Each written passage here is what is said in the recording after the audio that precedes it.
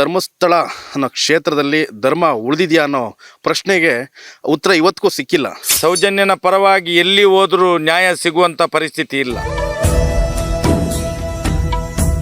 ಪ್ರತಿಭಟನೆ ಮಾಡಬಹುದು, ನಿಮಗೆ ಅವಕಾಶ ಇದೆ, ಕಾನೂನಿನಲ್ಲಿ ಪ್ರತಿಭಟನೆ ಮಾಡಿ ಅಂತ ಹೇಳಿದಂಥ ಜಡ್ಜರೇ ಒಂದು ವಾರದ ಮತ್ತೆ ಅವರೇ ಸ್ಟೇ ಕೊಡ್ತಾರೆ.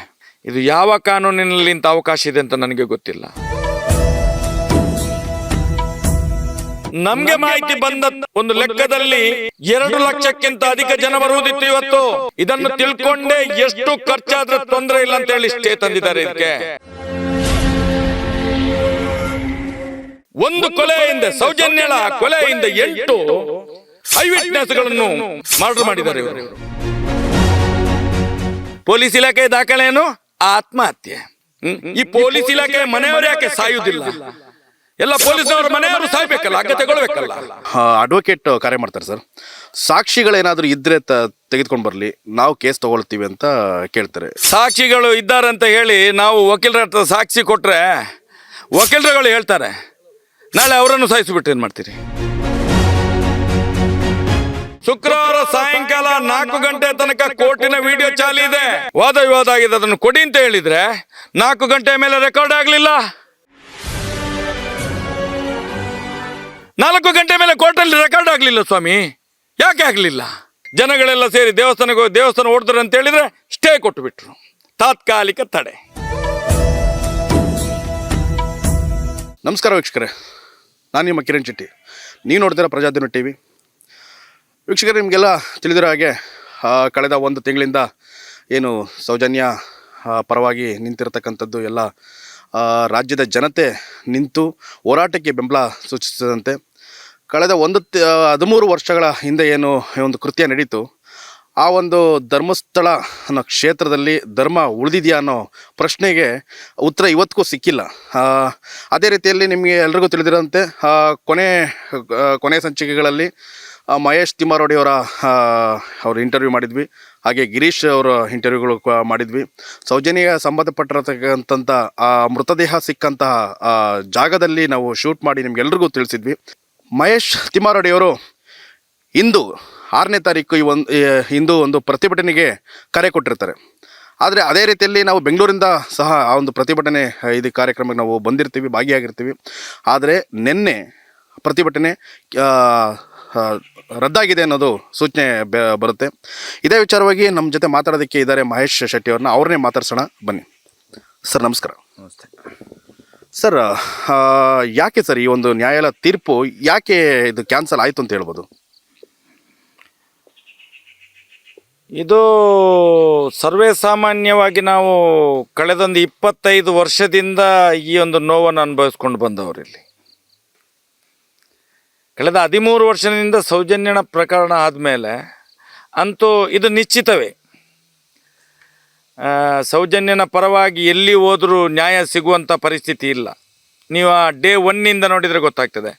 ಸೌಜನ್ಯ ಯಾವಾಗ 9/10/2012 ಇದು ಮಿಸ್ಸಿಂಗ್ ಆಗ್ತಾಳೆ, 10/10/2012 ಬಾಡಿ ಸಿಗ್ತದೆ, 11/10/2000 ಆರೋಪಿ ಸಿಗ್ತಾನೆ. ಇದೆಲ್ಲ ನಾಟಕೀಯವಾದಂಥ ಬೆಳವಣಿಗೆಯನ್ನು ನೀವು ನೋಡಿ ಇದ್ದೀರಿ. ಇದೆಲ್ಲವನ್ನು ನಾಶ ಮಾಡುವಂಥ ಪ್ರಕ್ರಿಯೆಗಳು ನಡೀತಾ ಬರ್ತಾ ಇದೆ. ಈ 13 ವರ್ಷದಲ್ಲೂ ಕೂಡ ಆರೋಪಿಗಳು ಸಿಗೋದಿಲ್ಲ. ಡಾಕ್ಟ್ರನವರು ಇಡೀ ಬಾಡಿಯನ್ನು ಕೊಯ್ತಾರೆ. 4 ಡಬ್ಬದಲ್ಲಿ ಎಲ್ಲ ಅವಳದು ಬಾಡಿಯಿಂದ ಎಲ್ಲ ಮೆದುಳನ್ನು ತೆಗಿತಾರೆ, ಲಿವರ್ ತೆಗಿತಾರೆ, ಎಲ್ಲವನ್ನು ತೆಗಿತಾರೆ, ಗಂಟಲು ಹರಿತಾರೆ, ಅಲ್ಲಿಂದ ತೆಗಿತಾರೆ, ಏನು ತಿಂದಿದ್ದಾಳೆ, ಏನು ಉಂಡಿದ್ದಾಳೆ, ಎಲ್ಲವನ್ನು ತೆಗಿತಾರೆ.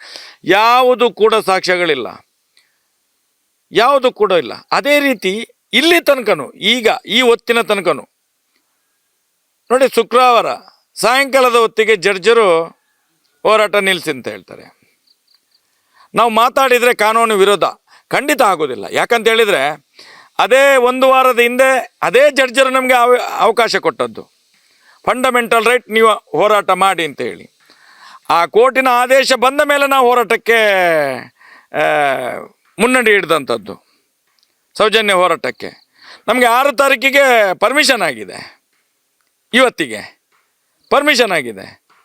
ನಿನ್ನೆಲ್ಲ ಮೊನ್ನೆ 4 ತಾರೀಕಿನ ಸಾಯಂಕಾಲದ ಆಗುವಾಗ ನಮ್ಮ ವಕೀಲರುಗಳು ಫೋನ್ ಮಾಡ್ತಾರೆ, ನಿಮ್ಮ ಹೋರಾಟಕ್ಕೆ ತಡೆ ಬಂದಿದೆ ಅಂತೇಳಿ. ನನ್ನೊಂದು ನೋವು, ಅದರ 1 ವಾರದ ಹಿಂದೆ ಪ್ರತಿಭಟನೆ ಮಾಡ್ಬೋದು, ನಿಮಗೆ ಅವಕಾಶ ಇದೆ ಕಾನೂನಿನಲ್ಲಿ ಪ್ರತಿಭಟನೆ ಮಾಡಿ ಅಂತ ಹೇಳಿದಂಥ ಜಡ್ಜರೇ 1 ವಾರದ ಮತ್ತೆ ಅವರೇ ಸ್ಟೇ ಕೊಡ್ತಾರೆ. ಇದು ಯಾವ ಕಾನೂನಿನಲ್ಲಿ ಇಂಥ ಅವಕಾಶ ಇದೆ ಅಂತ ನನಗೆ ಗೊತ್ತಿಲ್ಲ. ಆ ತಡೆ ಮಾಡಲಿಕ್ಕೆ ಯಾವ ರೀತಿಯ ಒಂದು ಅಪಿದೋತಲ್ಲಿ ಯಾರು ಹಾಕಿದ್ದಾರೋ, ಏನು ತೊಂದರೆ ಇದೆ ಹೋರಾಟ ಮಾಡಲಿಕ್ಕೆ ಅಂತದ್ದು, ಅದು ಕೂಡ ಫ್ರಾಡ್, ಸುಳ್ಳು. ಯಾರು ಇದನ್ನು ಕ್ರಿಯೇಟ್ ಮಾಡಿದಂಥ ಪಾಪಿಗಳಿದ್ದಾರ ಇವರೆಲ್ಲ ಅತ್ಯಾಚಾರಿಗಳೇ. ನಾನು ಹೇಳುವಂಥದ್ದು ಇವತ್ತು ಜಗಜ್ಜಾಹೀರಾಯಿತು, ಅತ್ಯಾಚಾರಿಗಳು ಯಾರು ಅಂತೇಳಿ. ಗೊತ್ತಾಗ್ಲಿಲ್ವಾ? ಮಾಧ್ಯಮದವರಿಗೂ ಗೊತ್ತಾಯ್ತು ಈಗ ಅತ್ಯಾಚಾರಿಗಳು ಯಾರು. ಹೋರಾಟವನ್ನು ತಡೆ ಮಾಡುವವ ಅವನೇ ಅತ್ಯಾಚಾರಿ ಅಲ್ವಾ? ಇಲ್ಲದ್ರೆ ತಡೆ ಮಾಡುವ ಅಗತ್ಯ ಏನಿದೆ? ಇಲ್ಲಿ ಏನು ತೊಂದರೆ ಇದೆ ಹೇಳಿ? ಇಲ್ಲಿ ಏನು ತೊಂದರೆ ಇದೆ? ಈಗ ಉದಾಹರಣೆಗೆ 13 ವರ್ಷದಲ್ಲಿ ನನ್ನ ಮೇಲೆ ಎಷ್ಟು ಕೇಸ್ ಮಾಡಿದ್ರು? ನಾವು ಇಡೀ ರಾಜ್ಯದ ಎಷ್ಟು ಜಿಲ್ಲೆಗಳಲ್ಲಿ ತಿಂಗಳಿಗೊಂದು 20 ದಿವಸ ನಾವು ಅಲ್ಲಲ್ಲಿ ಓಡಾಡಬೇಕು ಕೋರ್ಟಿಗೋಸ್ಕರ. ನಮ್ಮದು ಪೂರ್ತಿ ಜೀವನ, ನಮ್ಮ ಯೌವನವನ್ನು ಬರ್ಬಾದ್ ಮಾಡಿ ಹಾಕಿದ್ರು. ನಾವಿವತ್ತು ಜೀವಂತ ಶವಗಳಾಗಿ ನಾವು ತಿರುಗ್ತಾ ಇದ್ದೇವೆ, ಜೀವಂತ ಶವಗಳಾಗಿ ನಾವು ತಿರುಗ್ತಾ ಇದ್ದೇವೆ. ಆದರೆ ಆ ಮಗುವಿಗೆ ನ್ಯಾಯ ಸಿಗಬೇಕಲ್ಲ. ಸೌಜನ್ಯ ಬಿಡಿ, ಇದೇ ಧರ್ಮಸ್ಥಳ ಗ್ರಾಮದಲ್ಲಿಂತ ಸಾವಿರಾರು ಹೆಣ್ಣುಮಕ್ಕಳ ಅತ್ಯಾಚಾರ ಕೊಲೆ ಆಗಿದೆ. ಇವತ್ತು ತನಿಖೆ ಆದರೆ, ಇಷ್ಟು ದೊಡ್ಡ ಹೋರಾಟ ಆದರೆ ತನಿಖೆಗಳು ಶುರುವಾಗ್ತದೆ, ದೊಡ್ಡ ದೊಡ್ಡ ಏಜೆನ್ಸಿಗಳು ಮುಂದೆ ಬರ್ತವೆ. ಯಾಕೆ ಧರ್ಮಸ್ಥಳದಲ್ಲಿ ಇಷ್ಟು ಅತ್ಯಾಚಾರ ಕೊಲೆ ಆಗ್ತದೆ? ಇಷ್ಟು ದೊಡ್ಡ ಪ್ರತಿಭಟನೆ, ಇವತ್ತಿನ ಪ್ರತಿಭಟನೆ ಎಷ್ಟು ಜನ ಬರಬೇಕಿತ್ತು ಗೊತ್ತುಂಟ? ನಮಗೆ ಮಾಹಿತಿ ಬಂದ ಒಂದು ಲೆಕ್ಕದಲ್ಲಿ 2 ಲಕ್ಷಕ್ಕಿಂತ ಅಧಿಕ ಜನ ಬರುವುದಿತ್ತು ಇವತ್ತು. ಇದನ್ನು ತಿಳ್ಕೊಂಡೇ ಎಷ್ಟು ಖರ್ಚಾದ್ರೆ ತೊಂದರೆ ಇಲ್ಲ ಅಂತ ಹೇಳಿ ಸ್ಟೇ ತಂದಿದ್ದಾರೆ ಇದಕ್ಕೆ. ಅಂದರೆ ದೊಡ್ಡವರ ಈ ತಡೆಯಾಜ್ಞೆಗೆ ದೊಡ್ಡವರ ಕುಮ್ಮತ್ತಿತು ಅಂತ ಹೇಳ್ತೀರಾ? ದೊಡ್ಡವರು ಯಾರು? ಅತ್ಯಾಚಾರಿಗಳ ತಡೆಯಾಜ್ಞೆ. ಯಾರು ಸೌಜನ್ಯಲನ್ನು ಬರ್ಬರವಾಗಿ ರಾಜ್ಯ ಬೀದಿಯಲ್ಲಿ ಅತ್ಯಾಚಾರ ಮಾಡಿದ್ದಾರೋ ಅವರೇ ತಡೆ ತಂದದ್ದು. ಇಲ್ಲಾಂದ್ರೆ ಯಾಕೆ ಸ್ವಾಮಿ? ಅಂದರೆ ಭಯ ಸೃಷ್ಟಿಯಾಗಿದೆ ಅಂತ ಆಯಿತು. ಅತ್ಯಾಚಾರಿಗಳಿನ್ನು ಒಳಗೆ ಹೋಗೋದು ಸ್ವಲ್ಪ ದಿವಸ ಬಾಕಿ ಸ್ವಾಮಿ. ಈ ದೇಶದ ಕಾನೂನು ಏನು ಕೊಡ್ತದೆ ಗೊತ್ತಿಲ್ಲ, ಆದರೆ ಜನಾದೇಶ ಖಂಡಿತವಾಗಿಯೂ ಸೌಜನ್ಯಳ ಪರವಾಗಿ ಬರ್ತದೆ. ಇದೀಗಲೇ ಬಂದಾಗಿದೆ, ನಿಮಗೆ ಗೊತ್ತಿದೆ. ಒಂದು ಯೂಟ್ಯೂಬರ್ ಸಮೀರ್ನಂತವನ ಒಂದು ಯೂಟ್ಯೂಬಲ್ಲಿ ಬಂದಂಥ ಒಂದು ಜನಾದೇಶ ಎಷ್ಟು? 2 ಕೋಟಿಗಿಂತ ಅಧಿಕ. ಬರೇ ಕನ್ನಡದಲ್ಲಿ ಬಂದದ್ದು 2 ಕೋಟಿಗಿಂತ ಅಧಿಕ ಒಂದು ಯೂಟ್ಯೂಬಲ್ಲಿ. ಅದನ್ನು ಪೂರ್ತಿ ಎಲ್ಲ ಮಾಧ್ಯಮಗಳಲ್ಲಿ ಬೇರೆ ಬೇರೆ ಇದರಲ್ಲಿ ಎಲ್ಲ ಅದು ಶೇರ್ ಆಗಿದೆ. ಸಾಧಾರಣ ಒಂದು 25 ಕೋಟಿ ಜನ ಅದನ್ನು ನೋಡಿದ್ದಾರೆ. ಹಾಗಾದರೆ ಜನಾದೇಶ ಅಲ್ಲೋದು? ಅದರ ಕಮೆಂಟ್ ನೋಡಿದ್ದೀರಾ ನೀವು? ಆ ಕಮೆಂಟಲ್ಲಿ ಏನು ಬರ್ದಿದೆ? ಆ ಕಮೆಂಟಲ್ಲಿ ಸರ್ಕಾರ ನೋಡಬೇಕಲ್ಲ, ಬಾಕಿ ಈ ಪೊಲೀಸ್ ಇಲಾಖೆ ನೋಡಬೇಕಲ್ಲ, ದೊಡ್ಡ ದೊಡ್ಡ ಇಂಟೆಲಿಜೆನ್ಸ್ ಇಲಾಖೆಗಳು ನೋಡಬೇಕಲ್ಲ. ಆ ಕಮೆಂಟಲ್ಲಿ ಏನಿದೆ, ಯಾರು ಅಂತ ಬರೆದಿದ್ದಾರೆ, ಈ ಕಮೆಂಟಲ್ಲಿ ಯಾರ ಬಗ್ಗೆ ಬರೆದಿದ್ದಾರೆ, ಯಾರ ಆರೋಪಿಗಳು ಅತ್ಯಾಚಾರಿಗಳು ಅಂತ ಬರೆದಿದ್ದಾರೆ, ಅದನ್ನು ನೋಡಿದರೆ ಗೊತ್ತಾಗ್ತದೆ. ಎಲ್ಲೆಲ್ಲಿ ಜನಗಳು ಕಮೆಂಟ್ ಹಾಕಿದಾರಲ್ಲ. ಇನ್ನು ಜನಾದೇಶ ಬೇಕಾ? ಒಂದು ಅದು. ಇನ್ನೊಂದು ನೋಡಿ, ಇವತ್ತು 6/4/2025 ಈ ಹೊತ್ತಿಗೆ ಇಲ್ಲಿ ಲಕ್ಷಾಂತರ ಜನರು ಬಂದು ಹೋಗುವಂಥ ಹೋರಾಟ ಅದು. ಸರ್, ನಿಮ್ಮ ಪ್ರತಿಭಟನೆಗೆ ಇವಾಗ ನ್ಯಾಯಾಲಯ ತೀರ್ಪು ಕೊಟ್ಟಿದೆ, ತಡೆಯಾಜ್ಞೆ ಕೋರಿದೆ.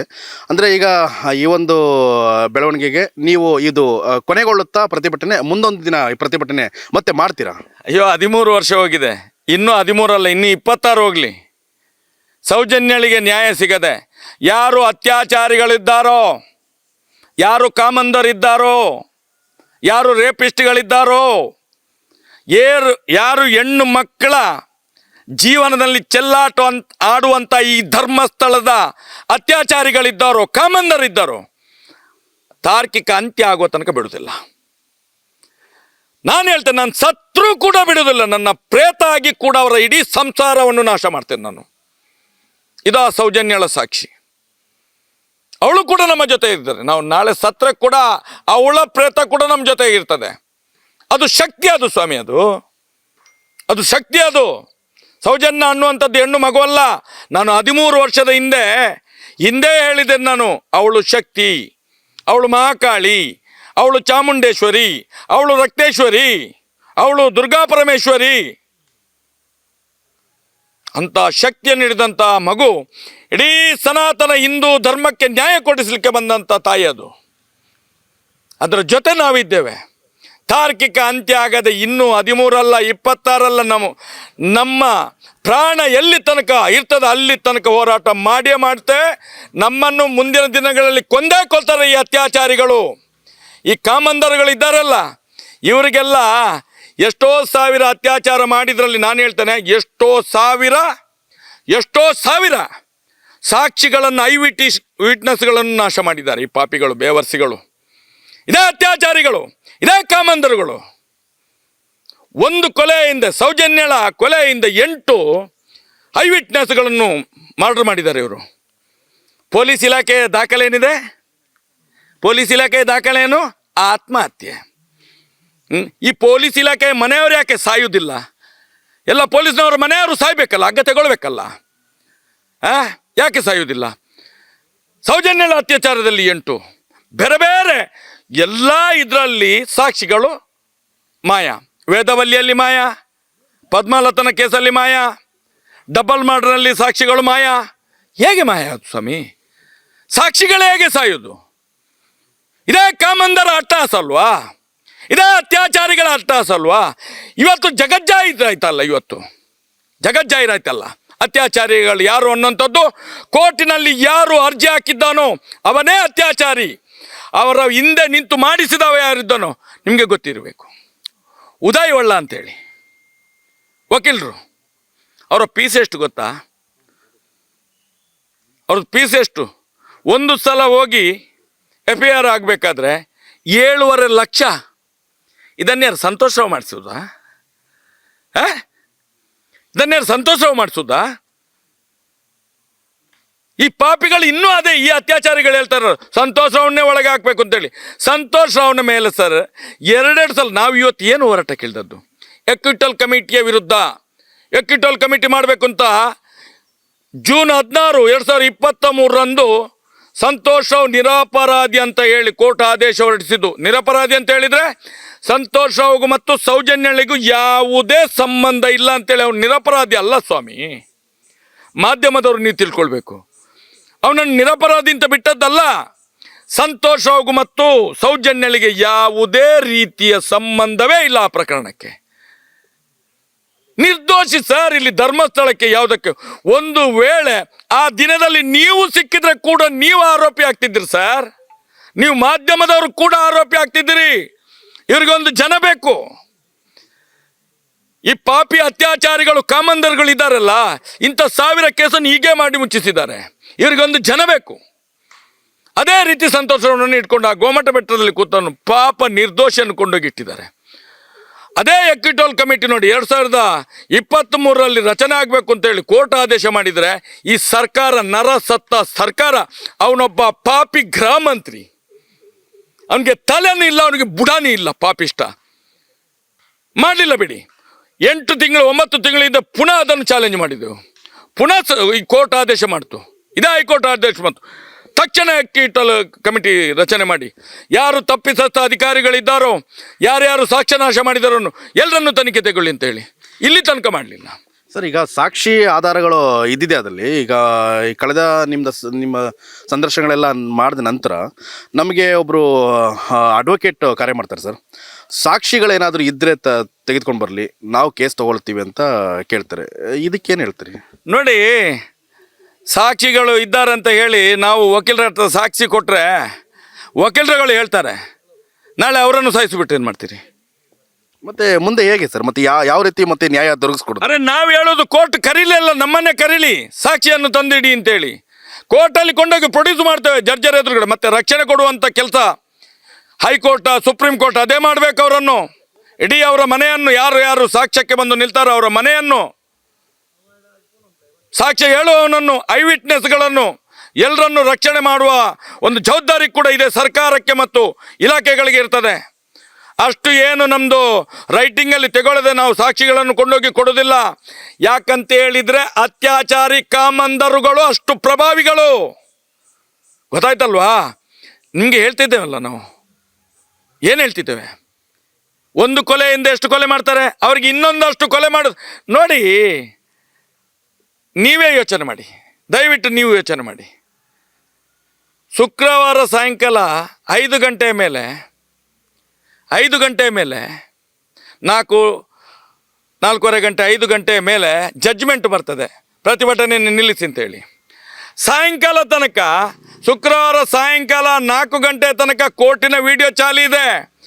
4 ಗಂಟೆ ಮೇಲೆ ನಮಗೆ ಏನು ಇದರಲ್ಲಿ ಕೋರ್ಟಲ್ಲಿ ವಾದ ವಿವಾದ ಆಗಿದೆ, ಅದನ್ನು ಕೊಡಿ ಅಂತ ಹೇಳಿದರೆ 4 ಗಂಟೆ ಮೇಲೆ ರೆಕಾರ್ಡ್ ಆಗಲಿಲ್ಲ. 4 ಗಂಟೆ ಮೇಲೆ ಕೋರ್ಟಲ್ಲಿ ರೆಕಾರ್ಡ್ ಆಗಲಿಲ್ಲ ಸ್ವಾಮಿ. ಯಾಕೆ ಆಗಲಿಲ್ಲ? ಆ ರೆಕಾರ್ಡನ್ನು ಬಂದ್ ಮಾಡಿದವರು ಯಾರು? ಅರೆ, ನಮ್ಮ ಉಚ್ಚ ನ್ಯಾಯಾಲಯ ಸರ್ ಅದು. ಅದರ ಒಳಗಡೆ 4 ಗಂಟೆ ಮೇಲೆ ಏನೇನು ಆರ್ಗ್ಯುಮೆಂಟ್ ಆಗಿದೆ ಅದು ಕೊಡಿ ಅಂತ ಹೇಳಿದರೆ ದಾಖಲೆ ಇಲ್ಲ, ಅಲ್ಲಿ ವಿಡಿಯೋನೇ ಇಲ್ಲ. ಇದಕ್ಕಿಂತ ಮುಂಚೆ ನಮಗೆ ಹೋರಾಟ ಮಾಡಲಿಕ್ಕೆ ಅವಕಾಶ ಕೊಟ್ಟರಲ್ಲ, ಆಗ ನಾವು ಕೇಳಿದವಾಗಲೇ ಕೊಟ್ಟಿದ್ದಾರೆ. ಸಾಯಂಕಾಲದ ಹೊತ್ತಿಗೆ 6:30 ಗಂಟೆಗೆ ಎಲ್ಲ ವಿಡಿಯೋವನ್ನು ಕೊಟ್ಟಿದ್ದಾರೆ. ನಿನ್ನೆ ಶುಕ್ರವಾರ ದಿವಸ ಆದಂಥ ಏನು 4ನೇ ತಾರೀಕಿಗೆ ಆದಂಥ ಏನು ವಾದ ವಿವಾದ ಎಲ್ಲ ಇದೆ ಅಲ್ಲ, ಗೊತ್ತೇ ಇಲ್ಲ, ವಿಡಿಯೋನೇ ಇಲ್ಲ ಅಲ್ಲಿ. ಅಂದರೆ ಈಗ ಇಲ್ಲಿವರೆಗೂ ಸರ್ಕಾರ ಯಾವುದೇ ರೀತಿ ನಿರ್ಧಾರ ತೆಗೆದುಕೊಳ್ಳಿಲ್ಲ. ಕಳೆದ 13 ವರ್ಷಗಳಿಂದ ಯಾವುದೇ ಸರ್ಕಾರ ಬಂದರೂ ಇದಕ್ಕೆ ತಲೆ ಕೊಡೋದಾಗಲಿ, ಈ ಒಂದು ವಿಚಾರದ ಬಗ್ಗೆ ಮಾತಾಡೋದಾಗಲಿ ಕೂಡ ಮಾಡಲಿಲ್ಲ. ಆದರೆ ಈಗ ನೀವು ಹೇಳ್ತಿರೋದಂತಂದರೆ, ಈಗ ಸರ್ಕಾರ ಅನ್ನೋದು ಇಲ್ಲಿ ಇರ್ತಕ್ಕಂಥ ಕೆಲವರು ದೊಡ್ಡವ್ರದ ಕೈಯಲ್ಲಿದೆ ಅನ್ನೋದು ವಿಚಾರ ಕಳೆದ ನಿಮ್ಮ ಸಂಚಿಕೆಯಲ್ಲೂ ಕೂಡ ನೀವೇ ಹೇಳಿದ್ರಿ.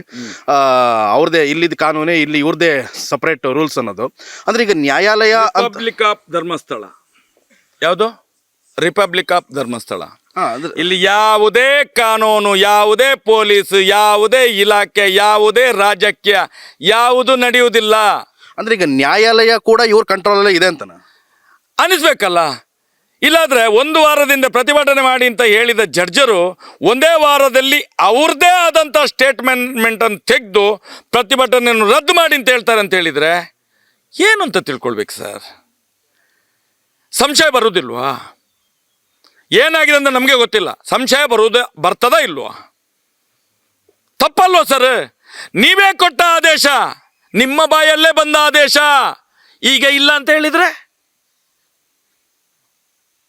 ನೀವು ಕಳ್ಳನಾಗಾದ್ರೆ, ನೀವು ಸುಳ್ಳನಾಗಾದ್ರೆ ಪ್ರಶ್ನೆ ಮಾಡಬೇಕಲ್ಲ ಜನಗಳು, ಪ್ರಶ್ನೆ ಮಾಡಬೇಕಲ್ಲ. ಇದು ಇಲ್ಲ ನೋಡಿ. ನಾವು ಇಲ್ಲಿಯ ಪೊಲೀಸ್ ಸ್ಟೇಷನ್ಗೆ ಕಂಪ್ಲೇಂಟ್ ಮಾಡಿದ್ದೇವೆ. ಎಷ್ಟು? 2ನೇ ತಾರೀಕು 3ನೇ ತಾರೀಕು ನಮ್ಮ ಅಧ್ಯಕ್ಷರನ್ನು ಕಳಿಸಿ ಕಂಪ್ಲೇಂಟ್ ಮಾಡಿದ್ದೇವೆ. ಕಂಪ್ಲೇಂಟ್ ಬೇಡ, ನಾವು ಪೊಲೀಸ್ ಇಲಾಖೆಯವರು ಅದನ್ನೆಲ್ಲ ನೋಡ್ಕೊಳ್ತೇವೆ. ನಾವು ಹೇಳ್ತೇವೆ, ನೋಡಿ ಸರ್, ಅತ್ಯಾಚಾರಿಗಳ ಪರವಾಗಿದ್ದಂಥವ್ರು ಬರೀತಾ ಇದ್ದಾರೆ, ವಾಟ್ಸಪ್ಪಲ್ಲಿ ಫೇಸ್ಬುಕ್ಕಲ್ಲಿ ಬರೀತಾ ಇದ್ದಾರೆ. ಮಹೇಶ್ ಶೆಟ್ಟಿ ತಿಮರೋಡಿ ಮತ್ತು ಅವರ ತಂಡದವರು ಹೋರಾಟ ಮಾಡ್ತಾರೆ, ದೇವಸ್ಥಾನಕ್ಕೆ ಕಲ್ಲು ಬಿಸಾಡ್ತಾರೆ ಅಂತೇಳಿ ಅವರೇ ಇದು ಚಾಟಿಂಗ್ ಮಾಡ್ತಾ ಇದ್ರು. ಅದನ್ನೇ ಇಟ್ಕೊಂಡು ಇವತ್ತು ನಮ್ಮ ಮೇಲೆ ಸ್ಟೇ ತಂದಿರುವಂಥದ್ದು. ಚಾಟಿಂಗ್ ಮಾಡಿದ್ದು ಅವರೇ. ಬೆಳ್ತಂಗಡಿಯಿಂದ, ಮಾರಿಗುಡಿಯಿಂದ ಧರ್ಮಸ್ಥಳಕ್ಕೆ, ಅಣ್ಣಪ್ಪನ ಬೆಟ್ಟಕ್ಕೆ ಪಾದಯಾತ್ರೆ ಮಾಡ್ತೇವೆ ಅಂತೇಳಿ ಅರ್ಜಿ ಕೊಟ್ಟದ್ದು ಅವರುಗಳೇ. ನಮ್ಮ ಅರ್ಜಿ ಇದ್ದದ್ದು ಎಲ್ಲಿಗೆ? ನಮಗೆ ಪರ್ಮಿಷನ್ ಎಲ್ಲಿಂದ ಸಿಕ್ಕಿರುವಂಥದ್ದು? ನಮಗೆ ಅಲ್ಲಿಂದ ಪರ್ಮಿಷನ್ ಸಿಕ್ಕಿರುವುದು? ನಮಗೆ ಇಲ್ಲೇ ಸೌಜನ್ಯಳ ಮೃತದೇಹ ಸಿಗ್ತದಲ್ಲ, ಸೌಜನ್ಯಳ ದೇಹ ಸಿಗ್ತದಲ್ಲ, ಅಲ್ಲಿಂದಲೇ ನಮ್ಮದು ಪಾದಯಾತ್ರೆ ಇದ್ದದ್ದು. ಧರ್ಮಸ್ಥಳ ದೇವಸ್ಥಾನದಿಂದ ಹತ್ರ 2 ಕಿಲೋಮೀಟರ್ ಇದೆ, ದೇವಸ್ಥಾನಕ್ಕೆ ಹೋಗಲಿಕ್ಕೆ ಇಲ್ಲ. ನಮಗೆ ಪರ್ಮಿಷನ್ ಎಲ್ಲಿಂದ ಆಗಿದ್ದು? ಸೌಜನ್ಯ ಪರ ಹೋರಾಟಗಾರರಿಗೆ ಸೌಜನ್ಯಳ ತಾಯಿ ಕುಸುಮಾವತಿ ಚಂದಪ್ಪ ಗೌಡರು ಕೊಟ್ಟಂಥ ಒಂದು ಮನವಿ, ನೀತಿ ತಂಡದ ಜಯಂತ ಟಿ ಅವರು ಕೊಟ್ಟಂಥ ಮನವಿ ಎಲ್ಲಿಂದ? ಧರ್ಮಸ್ಥಳ ಗ್ರಾಮದ ಮಣ್ಣ ಸಂಕದಿಂದ ಈ ಮಗುವಿನ ಪ್ರಾಣ ಎಲ್ಲಿ ತೆಗೆದಿದ್ದಾರೋ ಅಲ್ಲಿಂದಲೇ ನಮ್ಮ ತಾಲೂಕು ಕೇಂದ್ರ ಮಿನಿ ವಿಧಾನಸೌಧದ ತಹಶೀಲ್ದಾರ್ ಕಚೇರಿಯ ಮುಂಭಾಗ ಅಂತ ಇದ್ದು ನಮಗೆ ಪರ್ಮಿಷನ್ ಆಗಿದ್ದು, ನಾವು ಮನವಿ ಕೊಟ್ಟದ್ದು. ಅದೇ ದಿವಸಕ್ಕೆ ಬೆಳಿಗ್ಗೆ 9 ಗಂಟೆಯಿಂದ ಇವತ್ತಿನ 9 ಗಂಟೆಯಿಂದ ನಮ್ಮದು ಕೂಡ ಇದೆ ಅಂತೇಳಿ ಅತ್ಯಾಚಾರಿಗಳ ಪರವಾಗಿದ್ದಂಥ ಜನಗಳು ಪರ್ಮಿಷನ್ಗೆ ಕೊಟ್ಟಿದ್ದಾರೆ. ನಾವು ಮಾಡ್ತೇವೆ, ಸೌಜನ್ಯ ಪರ ಹೋರಾಟದ ವಿರುದ್ಧ ನಾವು ಕೂಡ ಹೋರಾಟ ಮಾಡ್ತೇವೆ ಅಂತೇಳಿ ಅವರು ಕೂಡ ಒಂದು ತಾಲೂಕು ಆಫೀಸಿಗೆ ಮನವಿಯನ್ನು ಕೊಟ್ಟಿದ್ದಾರೆ. ಇದೇ ಡೇಟಿಗೆ ಇವತ್ತಿನ 9 ಗಂಟೆಗೆ 6 ತಾರೀಕಿನ ಯಾರು? ಇದೇ ವಾಟ್ಸಾಪಲ್ಲಿ ಚಾಟ್ ಮಾಡಿದಂಥವರು, ಇದೇ ಅತ್ಯಾಚಾರಿಗಳ ಪರ ಇರುವಂಥ ಜನಗಳು ಸೌಜನ್ಯನ ಹೋರಾಟವನ್ನು ಹತ್ತಿಕ್ಕಲಿಗೋಸ್ಕರ ಏನು ಮಾಡ್ತಾರೆ? ಬೆಳ್ತಂಗಡಿ ಮಾರಿಗುಡಿಯಿಂದ ಧರ್ಮಸ್ಥಳ ಅಣ್ಣಪ್ಪನ ಬೆಟ್ಟಕ್ಕೆ ಅಂತೇಳಿ ಅದೇ ಕಾಪಿಯನ್ನು ಕೊಂಡೋಗಿ ಎಲ್ಲಿ ಹಾಕಿದ್ದಾರೆ? 4ನೇ ತಾರೀಕಿಗೆ ಕೋರ್ಟಲ್ಲಿ ಹಾಕಿದ್ದಾರೆ. ಮಹೇಶ್ ಶೆಟ್ಟಿ ತಿಮರೋಡಿ ಬೆಳ್ತಂಗಡಿಯಿಂದ ಎಲ್ಲಿಗೆ? ಅಲ್ಲಿಗೆ ಪ್ರತಿಭಟನೆ ಮಾಡ್ತಾನೆ ನೋಡಿ ಅಂತ ಹೇಳಿ. ಏನು ಮಿಸ್ಗೈಡ್ ಮಾಡಿದ್ದಾರೆ ಗೊತ್ತಾ ಜಡ್ಜರನ್ನು? ಮತ್ತೆ ಈ ಕಡೆಯಿಂದ ಚಾಟಿಂಗ್, ಧರ್ಮಸ್ಥಳ ದೇವಸ್ಥಾನವನ್ನು ಒಡೆಯುವ ಅಂತೇಳಿ ಅದನ್ನು ತೋರಿಸಿದ ತಕ್ಷಣ ಜಡ್ಜರು ಕೈ ಬಿಟ್ಟರು. ಅರೆ, ಇಷ್ಟು ದೊಡ್ಡ ಹೋರಾಟ ಆಗುವಾಗ ಜನಗಳೆಲ್ಲ ಸೇರಿ ದೇವಸ್ಥಾನ ಹೊಡೆದ್ರು ಅಂತ ಹೇಳಿದ್ರೆ ಸ್ಟೇ ಕೊಟ್ಟುಬಿಟ್ರು, ತಾತ್ಕಾಲಿಕ ತಡೆ. ಹಾಗಾದರೆ ಇದನ್ನು ಯಾರು ಮಾಡಿದ್ದು? ಇನ್ನು ಈ ದೇಶದ ದೊಡ್ಡ ದೊಡ್ಡ ಸಂಸ್ಥೆಗಳು, ತನಿಖಾ ಸಂಸ್ಥೆಗಳು ಬೇಕಾ? ಅತ್ಯಾಚಾರಿಗಳು ಯಾರು ಅಂತ ಗೊತ್ತಾಯ್ತಲ್ಲ. ಈ ಬೋಳಿ ಮಕ್ಕಳನ್ನೇ ತೆಗೆದು ಒಳಗೆ ಹಾಕಿದ್ರೆ ಗೊತ್ತಾಗ್ತದಲ್ವಾ ಅತ್ಯಾಚಾರಿಗಳು ಯಾರು ಅಂತೇಳಿ. ಸ್ಟೇ ಮಾಡಿದವ ಪಾಪಿಷ್ಟ, ಒದಿರಿ ಅವನಿಗೆ ಹಿಡ್ಕೊಂಡು. ಯಾರು ನಿನ್ನ ಅಪ್ಪ ಅತ್ಯಾಚಾರ ಮಾಡಿದ್ದು? ಯಾವ ಕಾಮಂದ ಮಾಡಿದ್ದು ಅಂತ ಕೇಳಿ ಗೊತ್ತಾಗ್ತದಾಗ. ಸರ್, ಕಳೆದ ಬಾರಿ ನಿಮ್ಮ ಸಂದರ್ಶನವಾದ ನಂತರ ನಮಗೆ ಕೆಲವೊಂದು ಕಮೆಂಟ್ಸ್ಗಳು ಬರುತ್ತೆ ಸರ್. ಅದರಲ್ಲಿ ಒಂದು ಹೆಣ್ಮಗು ಕಮೆಂಟ್ಸ್ ಮಾಡುತ್ತೆ, ಅವ್ರ ಹೆಸರು ತೆಗೆದುಕೊಳ್ಳೋದು ಬೇಡ. ಏನು ನಾವು ನಿಮಗೆ ಮತ್ತು ಗಿರೀಶ್ ಅವರಿಗೆ ಒಂದು ಕ್ವಶನ್ ಕೇಳಿರ್ತೀವಿ. ಒಂದು ನೇತ್ರಾವತಿ ದಡದಲ್ಲಿ ಸಿಗೋವಂಥ ಹೆಣ್ಣು ಶವಗಳಿಗೆ ಒಳ ಉಡುಪುಗಳು ಇರೋಲ್ಲ ಅನ್ನೋ ಒಂದು ವಿಚಾರವಾಗಿ ನಿಮ್ಮನ್ನು ಕೇಳಿರ್ತೀವಿ. ಆ ವಿಚಾರದ ಬಗ್ಗೆ ನೀವು ಕೂಡ ಅದ್ರ ಬಗ್ಗೆ ಉತ್ತರ ನೀಡಿದ್ದೀರಿ. ಇದೇ ವಿಚಾರದ ಕಮೆಂಟ್ಸ್ ಬಂದಿರುತ್ತೆ ಸರ್. ಆ ಹೆಣ್ಮಗು ಹೇಳೋವಂಥದ್ದು ಕಮೆಂಟ್ಸ್ ನಿಮ್ಗೆ ತೋರಿಸ್ತೀನಿ ನಾನು. ಆ ಕಮೆಂಟ್ಸಲ್ಲಿ ಏನಿದೆ ಅಂತಂದರೆ, ಸರ್ ನನಗೂ ಕೂಡ ಒಂದು ಘಟನೆ ನಡೆದಿತ್ತು. ನಾನು ನನ್ನ ತಾಯಿ ಜೊತೆ ಒಂದು ಸ್ನಾನಕ್ಕೆ ಅಂತ ಬಂದಾಗ, ನೇತ್ರಾವತಿ ದಡದಲ್ಲಿ ಬಂದಾಗ, ಬಟ್ಟೆ ಬದಲಾಯಿಸಲು ನಾನು ಹೋಗೋವಂಥ ಸ್ಥಳದಲ್ಲಿ ಮೇಲ್ಗಡೆ ಮರದ ಮೇಲೆ ಕೂತ್ಕೊಂಡು ಯಾರೋ ಒಬ್ಬ ಮೊಬೈಲ್ ಇಟ್ಕೊಂಡು ಕುಂತಿದ್ದ. ನನಗೆ ಮತ್ತೆ ನನ್ನ ಧರ್ಮಸ್ಥಳಕ್ಕೆ ಬರೋವಂಥ ವಿಚಾರ ನನಗೆ ತುಂಬ ಬೇಜಾರಾಗೋ ಸಂಗತಿ. ಅಲ್ಲಿ ಧರ್ಮ ನಿಜವಾಗ್ಲೂ ಇಲ್ಲ ಅನ್ನೋದು ಒಂದು ಹೆಣ್ಮಗು ಹೇಳ್ತು ಸರ್. ನೀವು ಹೇಳಿದಂಥ ಮಾತು ಸತ್ಯ. ಯಾವಾಗ ಒಬ್ಬ 1977ರಲ್ಲಿ ಧರ್ಮಸ್ಥಳ ಹಿಂದೂಗಳ ದೇವಸ್ಥಾನ ಅಲ್ಲ ಜೈನರ ಸಂಸ್ಥೆ ಅಂತ ಹೇಳಿ ಬರೀತಾನ, ಸುಪ್ರೀಂ ಕೋರ್ಟಿಗೆ ಅಪಿತವತ್ತು ಹಾಕ್ತಾನೋ, ನಾವು ಹಿಂದೂಗಳು ತಿಳ್ಕೊಂಡಿಲ್ಲ. ನಮಗೆ ಸಹ ಮೊನ್ನೆ ಸೌಜನ್ಯಳ ಕೇಸು ಪ್ರಾರಂಭ ಆದ ಮೇಲೆ ಗೊತ್ತಾಗಿದ್ದು ಧರ್ಮಸ್ಥಳ ದೇವಸ್ಥಾನ ಹಿಂದೂಗಳ ಕೈಯಿಂದ ಹೋಗಿದೆ, ಅಲ್ಪಸಂಖ್ಯಾತರ ಪಾಲಾಗಿದೆ ಅಂತೇಳಿ ಗೊತ್ತಾಗಿರೋದೇ ಆಗ ನಮಗೆ. ಅದು ಸಹ ಗೊತ್ತಾಗಿದ್ದು ಮೊನ್ನೆ ಸೌಜನ್ಯಳ ಕೇಸು ಈ ಕೋರ್ಟಲ್ಲಿ ನಡೆಯುವುದಿಲ್ಲ ಅಂತ ಹೇಳಿ ನಮಗೆ ಒಂದು ಆದೇಶ ಮಾಡಿದ್ರಲ್ಲ, ಆವತ್ತೇ ಯಾರೋ ಫೋನ್ ಮಾಡಿ ಹೇಳಿದ್ದು ನಮಗೆ, ನಿಮಗೊಂದು ಒಳ್ಳೆ ಡಾಕ್ಯುಮೆಂಟ್ ಸಿಗ್ತದೆ, ಸುಪ್ರೀಂ ಕೋರ್ಟಿನ ಈ ಕೋರ್ಟಿಗೆ ಹೋಗಿ ಕೋರ್ಟಿನ ವೆಬ್ಸೈಟ್ನ ಒಳಗಡೆ ಹೋದರೆ ನಿಮಗೆ ದಾಖಲೆ ಸಿಗ್ತದೆ. ಅದನ್ನು ಆವಾಗಲೇ ನಮ್ಮ ವಕೀಲರು ಮೋಹಿತ್ ಕುಮಾರ್ ಹೋಗಿ ಆವಾಗಲೇ ತೆಗಿತಾರೆ ಹೈಕೋರ್ಟಲ್ಲಿ. ತೆಗೆದು ನೋಡುವಾಗ ಏನು 1977 ಒಳಗಾಗಿ ನಮ್ಮ ಹಿಂದೂ ಸಮಾಜದ ಮಂಜುನಾಥ ಸ್ವಾಮಿ ಅಣ್ಣಪ್ಪ ದೇವರು ಅನ್ಯರ ಪಾಲಾಗಿ ಆಗಿದೆ ಸರ್. ಇನ್ನೊಂದು ಒಂದು ಮಾಹಿತಿ ದೊರಕುತ್ತೆ ಸರ್. ಮತ್ತೆ ನೀವು ಇದೊಂದು ಕೇಳಿದ್ರಿ, ಆ ಹುಡುಗಿ ಆ ಮಾತು ಅಂತ ಎಷ್ಟು ಸಾವಿರ ಉದಾಹರಣೆ ಬೇಕು? ಏನೋ ಮಗು ನೋಡಿದೆ, ಆ ಹೆಣ್ಣು ಮಗು ನೋಡಿದೆ, ಬಚಾವಾಗಿದೆ ಅಂತ ಎಷ್ಟೋ ಹೆಣ್ಣು ಮಕ್ಕಳನ್ನು ರೇಪ್ ಮಾಡಿ ಬಾಯಿ ಬಿಟ್ಟರೆ ಕೊಲೆ. ನೇತ್ರಾವತಿ ಹಳ್ಳಿಯನ್ನು ಬಾಯಿ ಬಿಟ್ಟರೆ ನೇತ್ರಾವತಿ ಇಲ್ಲ, ಅವಳ ಗಂಡ ಇದ್ದರೂ ತೆಗೆದು ಬಿಸಾಡ್ತಾರೆ ನೇತ್ರಾವತಿಗೆ. ಅವನನ್ನು ಕೊಲೆ ಮಾಡಿ ಮಾತಾಡದೆ ಬಾಯಿ ಮುಚ್ಕೊಂಡು ಮರ್ಯಾದೆ ಹೋದ್ರೂ ತೊಂದರೆ ಇಲ್ಲ, ನಾವು ಎಲ್ಲಾದರೂ ಹೋಗಿ ಬದುಕ್ತೇವೆ ಅಂತ ಹೋದರೆ ಬಚಾವ್, ಇಲ್ಲ ಅಂತ ಹೇಳಿ ಗಂಡನನ್ನು ಕೊಲೆ ಮಾಡ್ತಾರೆ, ಜೊತೆಯಲ್ಲಿದ್ದ ಅಣ್ಣ ತಮ್ಮಂದಿರನ್ನು ಕೊಲೆ ಮಾಡ್ತಾರೆ, ಫ್ಯಾಮಿಲಿಗಳನ್ನು ಕೊಲೆ ಮಾಡ್ತಾರೆ ಅಂತ ಎಷ್ಟು ಉದಾಹರಣೆ ಬೇಕು ನಿಮಗೆ? ಅದಕ್ಕೆ ಹೇಳೋದು ನಾವು ಒಂದ್ಸಲ ತನಿಖೆಗೆ ಕೊಡಿ ಸರ್. ಏನು ಈ ದೇಶದ ಕಾನೂನಿಗೆ ಏನು ಒಂದು ಸಲ ತನಿಖೆಗೆ ಕೊಡ್ಲಿಕ್ಕೆ ಸಾಯ್ತಾರೆ ಇವರು? ಯಾರ್ಯಾರ್ದು ತನಿಖೆ ಮಾಡ್ತಾರೆ ಸರ್? ನಾನು ಹೇಳಿದಲ್ಲ, 40 ವರ್ಷದ ಹಿಂದೆ 50 ವರ್ಷದ ಹಿಂದೆ ಎಮ್ಮೆ ಕದ್ರೆ ಸಿಗ್ತಾನೆ ಸರ್. ಇಷ್ಟು ತಾಯಂದಿರ ಅತ್ಯಾಚಾರ ಮಾಡಿದವು ಸಿಗುವುದಿಲ್ಲ ಅಂತ ಹೇಳಿದರೆ ನಾವು ಹೇಳ್ತಾ ಇಲ್ಲ, ಇಂಥವ್ರೆ ಮಾಡಿದಂಥ ಮನೆಯವರು ಹೇಳಿದಾರಲ್ಲ, ಯಾಕೆ ಸರ್ ತನಿಖೆ ಮಾಡೋದಿಲ್ಲ? ಯಾಕೆ ಈ ಕಾಮಂದರ ತನಿಖೆ ಆಗುವುದಿಲ್ಲ? ಇದು ನಮ್ಮ ಪ್ರಶ್ನೆ ಇರೋದು ಸರ್. 1-2 ಹೆಣ್ಣು ಮಕ್ಕಳಲ್ಲ, ಈ ಧರ್ಮಪೀಠದಲ್ಲಿ, ಈ ನ್ಯಾಯಪೀಠದಲ್ಲಿ ಸಾವಿರ ಹೆಣ್ಣುಮಕ್ಕಳ ಕೊಲೆ ಆಗಿದೆ ಸರ್. ನಾಳೆ ನಮ್ಮದು ಕೊಲೆ ಆಗ್ತದೆ ಇದೇ ಕಾಮಂದರುಗಳಿಂದ, ಗೊತ್ತಿದೆ ನಮಗೆ. ಆದರೂ ನಾವು 13 ವರ್ಷದಿಂದ ನಮ್ಮ ಪ್ರಾಣವನ್ನು ಕೈಯಲ್ಲಿಟ್ಕೊಂಡು ಕಣ್ಣಿಗೆ ಎಣ್ಣೆ ಬಿಟ್ಟು ನ್ಯಾಯಕ್ಕೋಸ್ಕರ ಹೋರಾಟ ಮಾಡ್ತಿದ್ದೆ. ಆದರೂ ಅರ್ಥ ಆಗೋದಿಲ್ಲ ಅಂತ ಹೇಳಿದ್ರೆ ಇಂಥ ಪ್ರತಿಭಟನೆಯನ್ನು ನಿಲ್ಲಿಸ್ತಾರೆ ಅಂತ ಹೇಳಿದರೆ ಸರ್, ನಾವು ಏನು ಕೇಳುವುದು? ಇವತ್ತಿನ ಸಭೆಯಲ್ಲಿ ಏನು ಕೇಳಲಿಕ್ಕಿತ್ತು? ನಾವು ಎಕ್ಕಿಟೋಲ್ ಕಮಿಟಿ 2 ಸಲ ರಚನೆ ಆಗಿದೆ. ಸರ್ಕಾರಕ್ಕೆ ಒತ್ತಡ ಮಾಡಲಿಕ್ಕೆ ನಾವು ಜನ ಸೇರುವಂಥದ್ದು. ಯಾಕೆ ಇವ್ರು ನಿಲ್ಲಿಸ್ಬೇಕು ಸರ್? ಸರ್, ಹಿಂದೆ ನೀಡಬೇಕಾದ ಪ್ರತಿಭಟನೆಗೆ ರಾಜ್ಯದ ಮೂಲೆ ಮೂಲೆಗಳಿಂದ ಜನರು ಈ ಒಂದು ಪ್ರತಿಭಟನೆಗೆ ಪಾಲ್ಗೊಳ್ತೀವಿ ಅನ್ನೋದು ಆದೇಶ ಬಂದಿತ್ತು ಮತ್ತು ಜನರು ಕೂಡ ಕೂಗು ಹೇಳ್ತಿದ್ರು. ಆದರೆ ಸಡನ್ನಾಗಿ ಅದು ತಡೆಯಾಜ್ಞೆ ಬಂದಿತ್ತು. ಈಗ ಮುಂದಿನ ದಿವಸಕ್ಕೆ ವರೆಗೂ ರಾಜ್ಯದ ಜನತೆಗೆ ಏನು ಹೇಳ್ತೀರಾ ಸರ್? ನೋಡಿ, ಇದು ಬೆಂಕಿ, ಇದು ಆ ಮಗು ಬೆಂಕಿ. ಅದು ನಾನು ಯಾವತ್ತೂ ಹೇಳ್ತೇನೆ, ರಾಮಾಯಣದ ಸೀತಾಮಾತೆ, ಮಹಾಭಾರತದ ದ್ರೌಪದಿ, ಕಲಿಯುಗದ ಸೌಜನ್ಯ ಇವಳು ಶಕ್ತಿ, ಮಹಾತಾಯಿ ಇವಳು. ಮೈಸೂರಿನ ಚಾಮುಂಡಿ ಇರ್ಬೋದು, ಕಟೀಲಿನ ದುರ್ಗಾ ಪರಮೇಶ್ವರಿ ಇರ್ಬೋದು, ಪೊಳಲಿಯ ಅನ್ನಪೂರ್ಣೇಶ್ವರಿ ಇರ್ಬೋದು. ಇವಳು ಮಹಾತಾಯಿ, ಮಹಾಕಾಳಿ ಇವಳು. ಮುಂದಿನ ದಿನಗಳಲ್ಲಿ ಇವತ್ತು ಏನು 1-1.5 ಲಕ್ಷ ಅಂತೇಳಿ ನಮ್ಮ ನಿರೀಕ್ಷೆ ಇತ್ತ, ಮುಂದಿನ ದಿನಗಳಲ್ಲಿ ಇದು ಡಬ್ಬಲ್ ಆಗ್ತದೆ. ಇದೇ ವಾರ ಸೋಮವಾರ ನಾವು ಅರ್ಜಿ ಹಾಕ್ತೇವೆ. ಹೋರಾಟಕ್ಕೆ, ನಮಗೆ ಶಾಂತಿಯುತ ಹೋರಾಟಕ್ಕೆ ನಮಗೆ ಆದಂಥ ಸ್ಟೇಯನ್ನು ವೆಕೆಟ್ ಮಾಡಿ ಅವಕಾಶ ಕೊಡಿ, ಫಂಡಮೆಂಟಲ್ ರೈಟ್. ಇಲ್ಲ ಆದರೆ ನಾವು ಈ ದೇಶದ, ಈ ರಾಜ್ಯದ ಜನಗಳು ಎಲ್ರಿಗೆ ಕರೆ ಕೊಡ್ತೇವೆ. ಇಡೀ ಈ ನಮ್ಮ ಇದರೊಳಗಡೆ, ವಿಧಾನಸೌಧದ ಒಳಗಡೆ, ಇಲ್ಲಾಂದರೆ ರಾಜಭವನದ ಒಳಗಡೆ ಮುತ್ತಿಗೆ ಹಾಕ್ತೇವೆ ನಾವು. ಯಾರ್ದು ಪರ್ಮಿಷನ್ ಆಗತ್ತೇ ಇಲ್ಲ.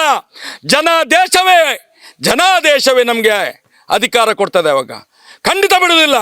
ನೀವು ಅತ್ಯಾಚಾರಿಗಳನ್ನು ರಕ್ಷಣೆ ಮಾಡಲಿಕ್ಕೆ ಎಲ್ಲ ಕಾರ್ಯಾಂಗದ ವ್ಯವಸ್ಥೆಯನ್ನು ಮುಚ್ಚಿ ಕೂತ್ಕೊಳ್ತೀರಿ ಅಂತ ಹೇಳಿದರೆ ನಾವು ಜನಗಳ ಮಧ್ಯೆ ಹೋಗ್ತೇವೆ. ನಾವು ಜನಾದೇಶವನ್ನು ಸ್ಥಾಪನೆ ಮಾಡ್ತೇವೆ. ನಾವು ಖಂಡಿತ ಬಿಡುವುದಿಲ್ಲ. ಇದು ನಮ್ಮ ನೋವಿರುವಂಥದ್ದು. ನ್ಯಾಯ ಸಿಗಲೇಬೇಕು. ನಾವು ಭಾರತ ಮಾತೆಯ ಮಕ್ಕಳು. ನಾವು ತಾಯಿಗೆ ಪೂಜಿಸುವಂಥ ಜನಗಳು, ತಾಯಿಗೆ, ಹೆಣ್ಣು ತಾಯಂದಿರಿಗೆ ಗೌರವಿಸುವಂಥ ಜನಗಳು. ನಾವು ಖಂಡಿತ ಬಿಡುವುದಿಲ್ಲ, ಖಂಡಿತ ಬಿಡುವುದಿಲ್ಲ. ಇವ್ರು ಏನು ಹೇಳ್ತಾರೆ? ಸ್ಟೇ ಎಷ್ಟು ತರ್ತಾರೆ? ಈ ಅತ್ಯಾಚಾರಿಗಳ ಹತ್ರ ಎಷ್ಟು ದುಡ್ಡಿದೆ ಸ್ವಾಮಿ? ಈ ಕಾಮಂದರು ಎಷ್ಟು ರೇಪ್ ಮಾಡ್ತಾರೆ? ಧರ್ಮಸ್ಥಳ ಗ್ರಾಮದಲ್ಲಿ ಎಷ್ಟು ರೇಪ್ ಮಾಡ್ತಾರೆ? ಮುಂದಿನ ದಿನಗಳಲ್ಲಿ ಜನಗಳು ಎದ್ದರೆ ಏನು ಇವರೇ ಹೇಳ್ತಾ ಇದ್ದಾರಲ್ಲ, ಧರ್ಮಸ್ಥಳಕ್ಕೆ ನುಗ್ತೇವೆ ಅಂತೇಳಿ. ಸ್ವಾಮಿ, ಅದೇ ಆದರೂ ಕೂಡ ವಿಶೇಷ ಅಲ್ಲ. ಮುಂದಿನ ದಿನಗಳಲ್ಲಿ ಹಿಂದೂ ಸಮಾಜ ಎದ್ರೆ ಇಡೀ ವಿಶ್ವವೇ ನೋಡ್ತದೆ. ನಾನು ಹೇಳುವಂಥದ್ದು, ನೀವು ಕಾಡಿನಿಂದ ನಕ್ಸಲೈಟ್ಗಳನ್ನು ಈ ರಾಜ್ಯ ಸರ್ಕಾರ ಎಲ್ಲ ತಂದು ಸಜ್ಜನರನ್ನಾಗಿ ಮಾಡ್ತೀರಿ. ಹಾಗಾದರೆ ಇವತ್ತು ಪೇಟೆಯಲ್ಲಿರುವಂಥ ಜನಗಳನ್ನು, ಸಾಮಾಜಿಕ ಜೀವನದಲ್ಲಿರುವ ಜನಗಳನ್ನು ನೀವು ನಕ್ಸಲೈಟ್ ಮಾಡ್ತೀರಿ. ಸರ್ಕಾರ ಮಾಡ್ತೀರಿ. ನೀವು ನಮ್ಮನ್ನು ಆಳುವಂಥ ಕಾಂಗ್ರೆಸ್ ಇರ್ಬೋದು, BJP ಇರ್ಬೋದು, JDS ಇರ್ಬೋದು, ಎಲ್ಲ ರಾಜಕೀಯ ಪಕ್ಷದ ನಾಯಕರುಗಳು ನೀವು ನಪುಂಸಕರು. ಒಂದು ಹೆಣ್ಣು ಮಗಳಿಗೆ ನಿಮಗೆ ನ್ಯಾಯ ಕೊಡಿಸ್ಲಿಕ್ಕಾಗಲ್ಲ. ಪಾಪಿಗಳು ನೀವು. ನಿಮ್ಮ ಮನೆ ಹೆಣ್ಣು ಮಕ್ಕಳಿಗೆ ಇದೇ ಪರಿಸ್ಥಿತಿ ನಿರ್ಮಾಣ ಆಗ್ತದೆ. ಸೌಜನ್ಯಳ ಶಾಪ, ಅಣ್ಣಪ್ಪನ ಶಾಪ, ಮಂಜುನಾಥ ದೇವರ ಶಾಪ ನಿಮಗೆ. ಇಷ್ಟೇ ಹೇಳಲಿಕ್ಕೆ ಇಚ್ಛೆಪಡ್ತೇನೆ ನಾನು. Thank you sir. ನೋಡಿದ್ರಲ್ಲ ವೀಕ್ಷಕರೇ, ಮಹೇಶ್ ತಿಮ್ಮಾರೆಡ್ಡಿಯವರ ಒಂದು ಆಕ್ರೋಶದ ಮಾತು. ಇಂದು ನ್ಯಾಯಾಲಯದ ತೀರ್ಪು ತಡೆಯಾಜ್ಞೆ ನೀಡಿರ್ಬೋದು, ಆದರೆ ಮುಂದಿನ ದಿವಸಗಳಲ್ಲಿ ಪ್ರತಿಭಟನೆ ನಿಲ್ಲೋದಿಲ್ಲ. ಪ್ರತಿಭಟನೆ ಕರೆ ಕೊಡ್ತೀವಿ. ರಾಜ್ಯದಲ್ಲಿ ಪ್ರತಿಭಟನೆ ಕರೆ ಕೊಡ್ತೀವಿ. 2 ಲಕ್ಷಕ್ಕಿಂತ ಹೆಚ್ಚು ಜನರು ಸೇರ್ತಾರೆ. ಇದನ್ನು ಪ್ರತಿಭಟನೆ ನಿಲ್ಲಿಸೋದಿಲ್ಲ ಅನ್ನೋ ವಿಚಾರ ಅವ್ರದ್ದು ಮಾತಾಗಿತ್ತು. ನೀವು ನೋಡ್ತಾ ಇದ್ದೀರಿ ಪ್ರಜಾಧ್ವನಿ TV. Thank you.